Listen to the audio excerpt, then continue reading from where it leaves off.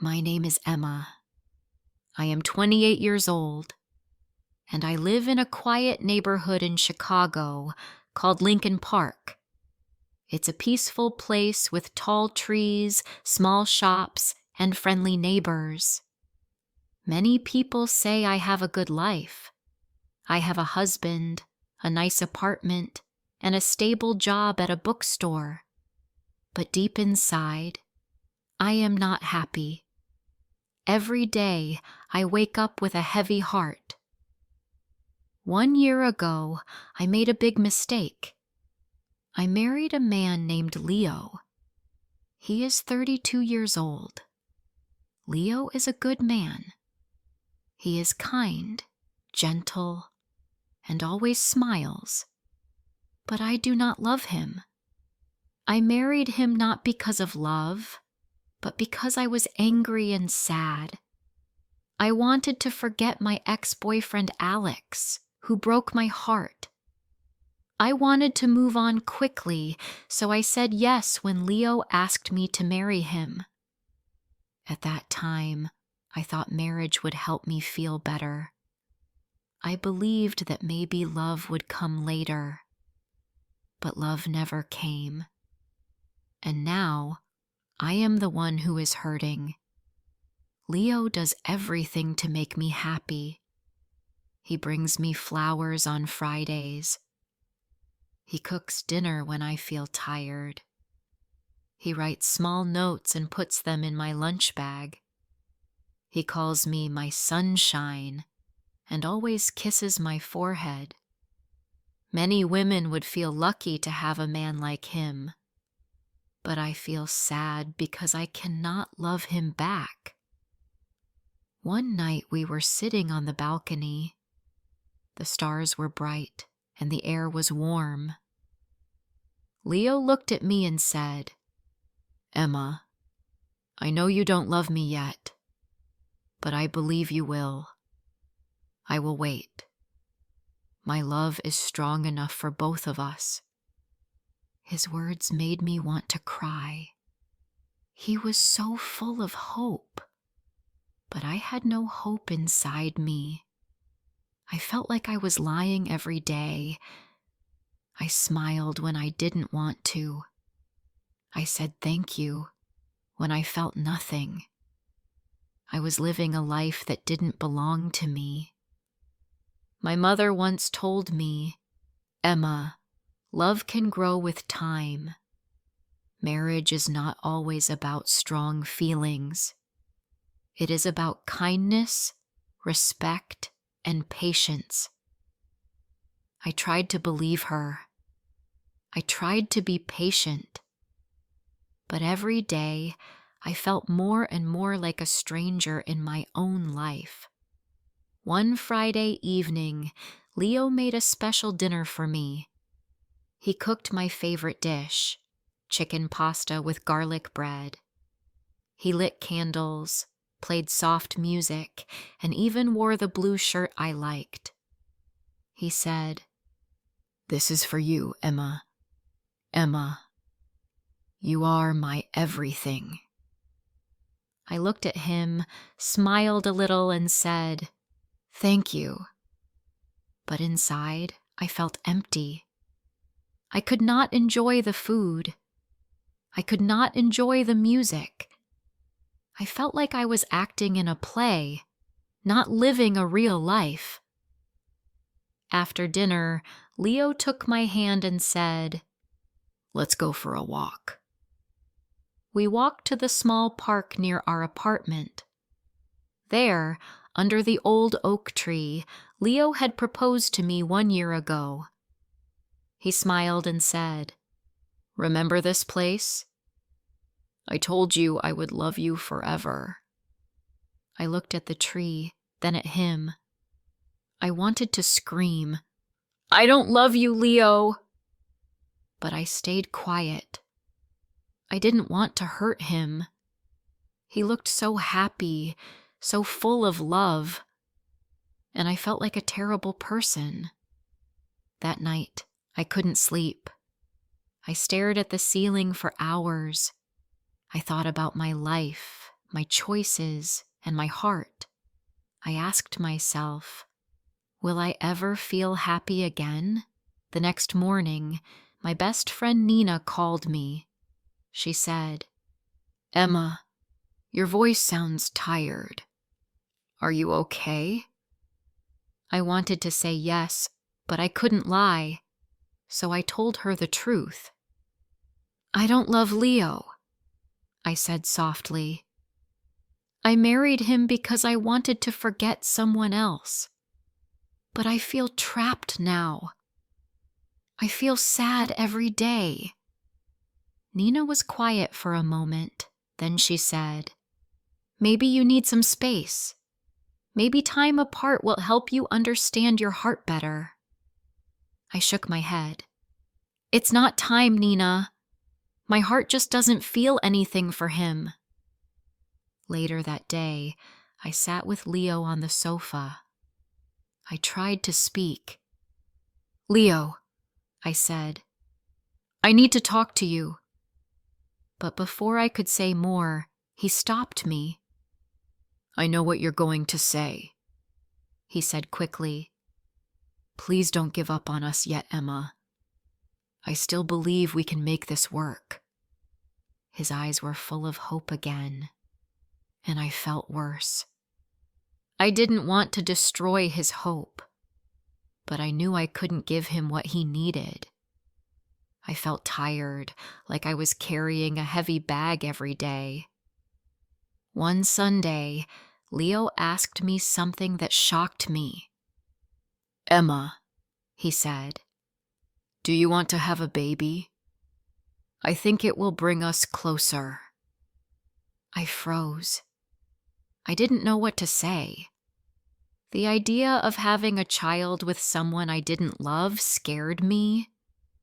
I looked down at my hands and said quietly, "I'm not ready, Leo."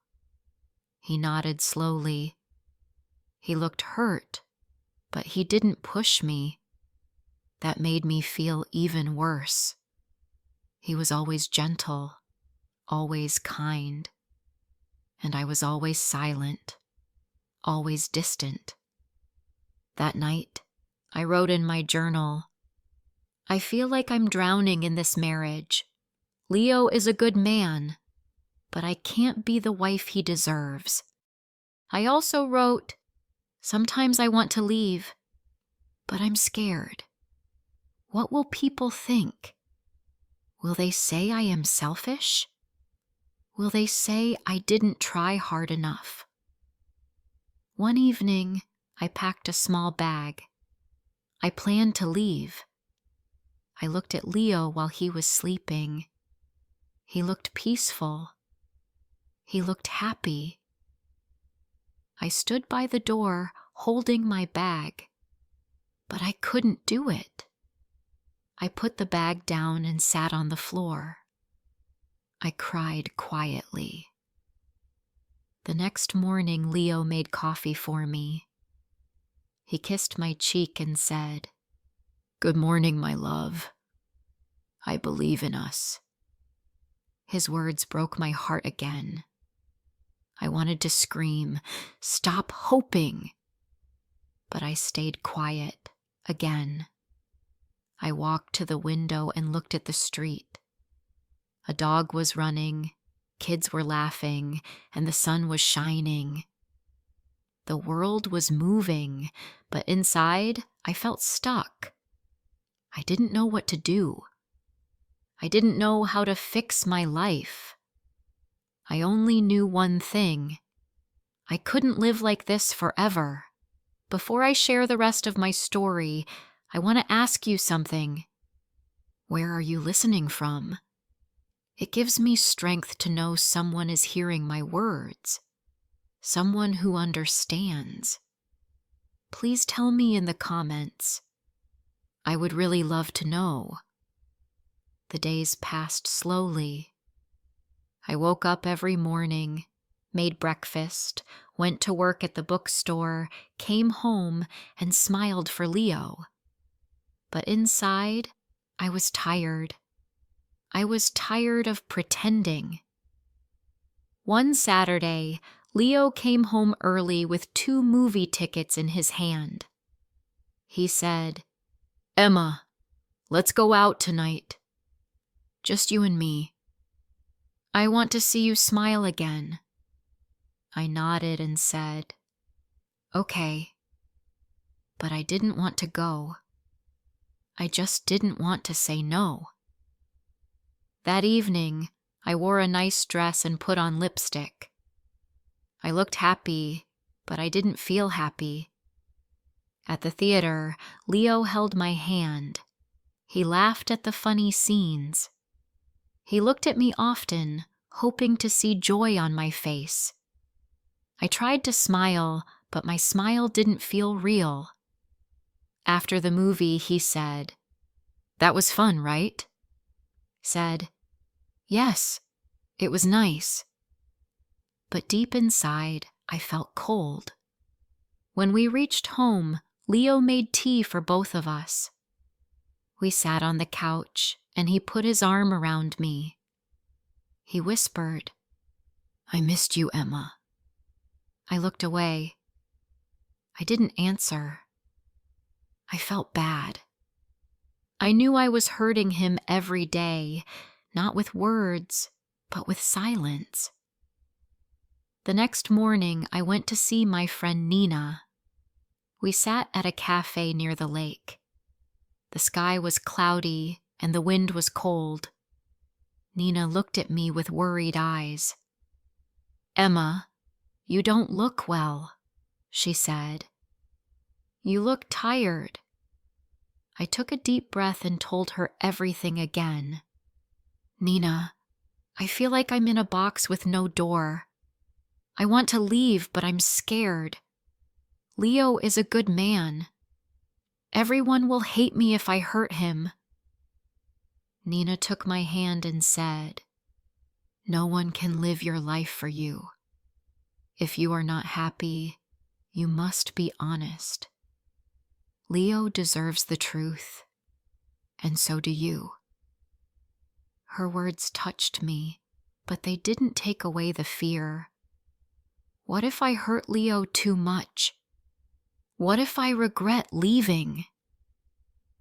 That night, I sat by the window and looked outside. The street was quiet. Lights from other homes were glowing. I wondered if people in those homes were happy. Did they also pretend like me? Leo came and sat beside me. He looked at me with gentle eyes and said, "Emma, you've been so quiet lately. I feel like I'm losing you." I wanted to tell him the truth, but I couldn't. I looked at him and said, "I'm just tired. Work has been busy." He didn't say anything. He just nodded. I could see the sadness in his eyes. The next week, Leo planned a short trip. He said, "Let's go to Lake Geneva for the weekend. Just you and me. Maybe the fresh air will help." I didn't want to go, but I said yes again. I didn't want to hurt him. We drove for 2 hours. The lake was calm, the trees were green, and the sky was blue. It was beautiful, but I felt nothing inside. Leo booked a small hotel by the water. In the evening, we walked along the shore. He took pictures and laughed. He held my hand and said, "This is nice, right?" I didn't know what to say. My heart was silent. I felt like I was walking in a dream that wasn't mine. That night in the hotel, Leo gave me a small box. I opened it and saw a necklace with a tiny heart. He said, "This is for you. My heart is yours." I looked at the necklace and felt tears in my eyes. Not because I was happy, but because I knew I didn't deserve his love. "Thank you," I said, my voice low. Later, when he fell asleep, I sat on the floor near the bed. I didn't want to cry out loud. I just sat there, thinking. I thought about the day we met. I remembered how kind Leo was to me when Alex left. He helped me, listened to me, and made me smile again. But I never felt love for him. I married Leo because I was broken. I didn't think clearly. I thought being with someone nice was better than being alone. But now I see. It is worse to live without love. When we came back to Chicago, I started writing letters to myself. I didn't show them to anyone. I just wrote what I felt. One letter said, "Emma, you are not a bad person. You made a mistake, but you didn't do it with hate. You wanted to feel better, but now you must be brave. You must find your truth." Another letter said, "Leo is not your enemy. He is a good man, but he is not your home. You cannot give him what he needs." Writing helped me understand myself. It helped me see my own pain clearly. A few days later, Nina called me and said, "Emma, you sound stronger." I said, "I'm thinking about telling Leo everything. He deserves the truth." She said, "I'm proud of you." That evening, I made tea and asked Leo to sit with me. My hands were shaking. "I need to tell you something," I said. He looked at me and said, "Okay." I took a deep breath. "Leo, I care about you. You are a good man, but I don't love you. I never did. I married you because I was hurting. I thought love would come later, but it didn't." Leo was quiet. He didn't move. His face was calm, but his eyes were wet. He said softly, "I knew, Emma. I saw it in your eyes. I just didn't want to believe it." Tears rolled down my cheeks. "I'm so sorry," I said. "I never wanted to hurt you." Leo nodded. "I love you, Emma. I really do. But I can't be the only one trying. If your heart isn't here, I can't hold you back." His words broke me. He was still kind. Even when I was honest, even when I gave him pain, he stayed kind. We sat in silence for a long time. No shouting, no blame, just sadness. Real, quiet sadness. That night, I slept on the couch. I looked at the wall and whispered, "I told the truth. I finally told the truth." I didn't know what would happen next. I didn't know if I would leave soon or if we would talk more. But I felt lighter. For the first time in months, I felt like I was breathing. The next few days were quiet. Leo and I still lived in the same apartment, but we didn't talk much. We both needed space to think. I slept in the small guest room. He slept alone in our bedroom. In the mornings, Leo still made coffee. He still left a cup on the kitchen table for me. But now, there were no notes, no smiles, just silence. I went to work and tried to stay busy. I helped customers at the bookstore. I arranged books, cleaned shelves, and answered questions. but my heart was not in the work. My mind was always thinking about what would happen next. One afternoon, Nina came to see me at the shop. She gave me a hug and said, "How are you doing?" "I'm okay," I said. "It's hard, but I feel more honest now." Nina smiled. "That's a good start. What will you do next?" "I think I need to leave," I said quietly. "It's time." That evening, I told Leo I wanted to move out. He didn't look surprised. He asked, "Do you have a place to go?" "Yes," I said. Nina offered me her guest room for now. Leo nodded. He was quiet for a moment. Then he said, "Emma, I'm not angry. I'm just sad. But maybe this is the right thing." I felt tears in my eyes. "I never wanted to break your heart," I said. He gave a small smile. "You didn't break my heart, Emma. I gave it to you freely. Even if you couldn't keep it, I don't regret loving you." His words were kind, but they made my heart ache. The next morning, I packed my clothes and a few books. I didn't take much.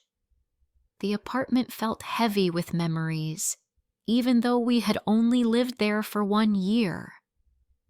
I looked at the small things: his coffee mug, our wedding photo, the blanket we used while watching movies. Leo helped me carry my bag to the door. He said, "If you ever need anything, call me." I nodded. "Thank you for everything, Leo. You were always good to me." He looked at me one last time and said, "Take care, Emma." Then I walked out of the apartment. Nina was waiting in her car. She smiled and opened the door. "Let's go," she said. I sat beside her and we drove away. I didn't look back. At Nina's apartment, I sat in the small guest room and cried. Not because I missed Leo, but because I felt so many things: guilt, sadness, fear, and also a little hope. For the first time, I had made a choice for myself. I had said the truth. I had taken a step forward. The days passed slowly. I stayed at Nina's place for a few weeks. I helped her with cooking, cleaned the dishes, and sometimes watched movies with her. She never pushed me to talk, but she was always there when I needed to cry. I started going for long walks by the lake. I watched people walking their dogs, riding bikes, and drinking coffee on benches. I liked watching life go on. It helped me feel calm. One day, I walked into a small cafe and saw a flyer for a creative writing class at the community center. Something inside me said, "Try this." So I signed up. The class was small, just 8 people. We wrote stories and read them out loud. At first I was shy, but slowly I started to enjoy it. I wrote about my feelings, my past, and my hopes. One evening after class, I wrote something in my notebook. I lost love before I even found it, but now I am finding myself. That sentence made me smile. A few weeks later, I got a message from Leo. He wrote, "Hi, Emma. I just wanted to say I hope you're doing well. I'm taking some time for myself too. I've joined a cooking class. It helps me stay busy. No pressure to reply. Just wanted you to know I'm okay. I stared at the message for a while. Then I replied, Hi, Leo. Thank you for your message. I'm glad you're doing okay. I'm in a writing class now. It's helping me too. Wishing you peace and happiness. We didn't talk again after that, but it felt good to say goodbye in a kind way. Months passed. I found a small studio apartment near the bookstore. It wasn't fancy, but it was mine. I painted the walls light yellow. I put flowers in the window. I hung a picture of the lake. Every morning, I made my own coffee. I sat at the window and watched the world outside. I felt lonely sometimes, yes, but I also felt free. I still thought about Leo. I hoped he would find someone who truly loved him. He deserved that. He gave love with an open heart. I hoped someone would do the same for him. One day, while cleaning my drawer, I found the heart necklace Leo gave me at the lake. I looked at it for a long time. Then I placed it in a small box and wrote a note. Thank you for your kindness. I couldn't wear it, but I will never forget it. I left the box at Nina's place. She said she would return it to Leo for me. As the seasons changed, I changed too. I began to smile more. I made new friends in my writing class. I laughed again. I started to feel like me. One night, I looked in the mirror. I saw a woman with tired eyes but a soft smile. A woman who had been lost but was now walking her own path. I whispered to myself, it's not a perfect story, but it's mine. I am still learning, still growing. I don't know what the future holds, but I know one thing now. Never marry for the wrong reason. Never silence your heart. If someone out there feels like me, I want to say, you are not alone. It's okay to make mistakes. It's okay to start again. Be honest. Be brave. Your heart knows the truth. Thank you for listening to my story. It's not full of smiles and happy endings, but it's real. And sometimes being real is the bravest thing we can be. If this story touched your heart, don't forget to like, comment, and share. More emotional and inspiring stories are coming soon.